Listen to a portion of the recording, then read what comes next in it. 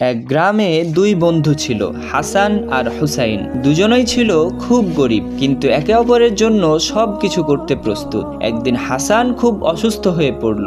Doctor বলল একটা দামি ওষুধ লাগবে, না হলে সে বাঁচবে না। হুসাইনের কাছে 1 টাকাও ছিল না। সে রাতে কাঁদতে কাঁদতে আল্লাহর কাছে দোয়া করলো, ইয়া আল্লাহ, আমার বন্ধুকে বাঁচাও, আমি যা পারি তাই করব।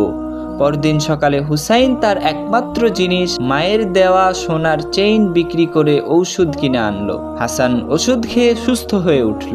কয়েকদিন পর হাসান জিজ্ঞেস করলো, তুই ওষুধের টাকা কোথায় পেলি? হুসাইন হেসে বলল, আল্লাহ দিয়েছেন, আর আমি তোকে ভালোবাসি বলেই দিতে পেরেছি। হাসান চোখে পানি নিয়ে বলল, আজ থেকে আমাদের বন্ধুত্ব শুধু দুনিয়ার নয়, আখিরাতেরও।